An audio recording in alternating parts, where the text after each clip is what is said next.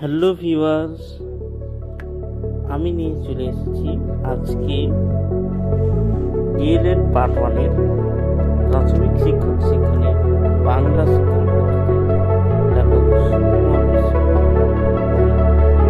তার মধ্যে একটি চ্যাপ্টার হল বাংলা ভাষা শিক্ষণের বিভিন্ন স্তর এবং দক্ষতা বিকাশ। সেই টপিকটি তার মধ্যে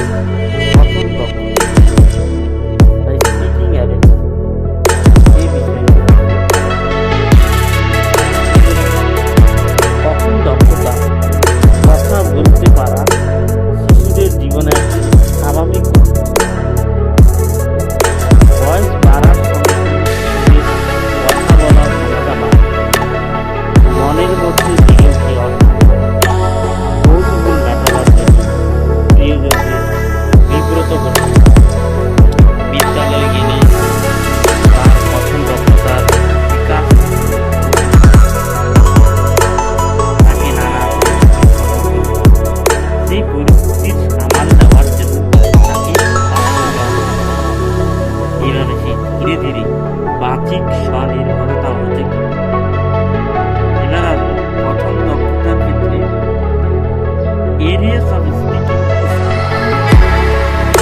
তার ভাগ রয়েছে যান্ত্রিকতার দিক, কার্যাবলী, সামাজিক ও সাংস্কৃতিক নিয়ম। প্রথমে আছে যান্ত্রিকতার দিক, রয়েছে উচ্চারণ। নাম্বার 1 ঠিক শব্দ নির্বাচন। নাম্বার 2 সঠিক উচ্চারণ, নির্ভুল প্রয়োগ। নেক্সট হচ্ছে কার্যাবলী, তথ্য বা বার্তা আদান প্রদান, সঞ্চালনের ভাষাগত স্বচ্ছতা। নাম্বার 1 কোন কথাটি বলতে হবে তা 2 নম্বর সহজে বুঝতে হবে। নাম্বার 3 সামাজিক সাংস্কৃতিক নিয়ম নীতি, সোশ্যাল অ্যান্ড কালচারাল। অর্থনীতি, জ্যোতি ভাষা, ব্যবহারকারীদের পারস্পরিক।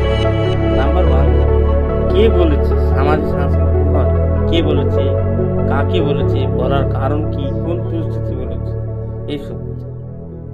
এরপর আসবো সুন্দর কথা বলার বৈশিষ্ট্য কি।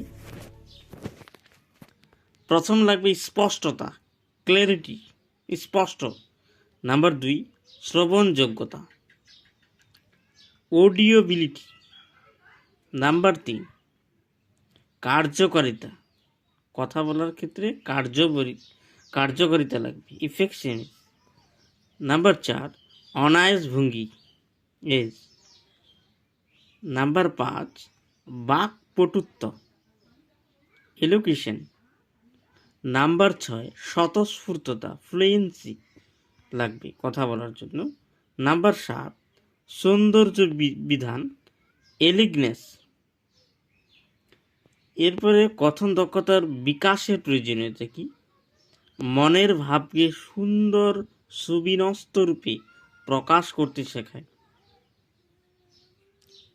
মনের ভাবকে সুন্দর ও সুবিন্যস্ত রূপে প্রকাশ করতে শেখায়, এটাই কথন দক্ষতার একটা বিকাশ। নাম্বার 2 যোগাযোগের গুরুত্বপূর্ণ মাধ্যম,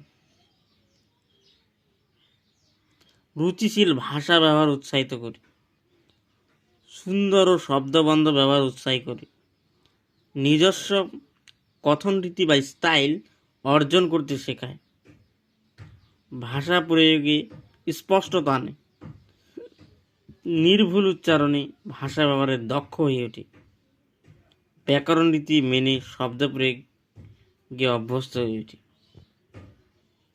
এরপরে কথা বলার দক্ষতা অর্জন।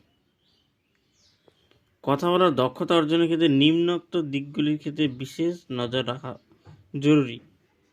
শব্দ নির্বাচন, ধ্বনির যথাযথ ও বা সুস্পষ্ট উচ্চারণ, যথাযথ বাক্য, এইসবই কিন্তু কথা বলার দক্ষতা অর্জন করতে হয়। এরপর আরও রয়েছে অ্যাডিশনাল, যেগুলো হয়েছে প্রয়োজনীয় যুক্তি, তর্ক ও দৃষ্টান্ত উপস্থাপনা। নাম্বার 5 বক্তব্য বিষয়ের প্রাসঙ্গিকতা, উপযোগিতা, সাজিয়ে কথা বলার যোগ্যতা অর্জন, যথাযথ স্বরক্ষেপণ। বিশেষ বিশেষ ক্ষেত্রে অবশ্য বেশ কয়েকটি নিয়ম নীতি মেনে চলতে হবে। এসবই ছিল আজকের ভিডিও টপিকে। তো যদি ভালো লাগে অবশ্যই লাইক সাবস্ক্রাইব করবেন। Thank you for watching.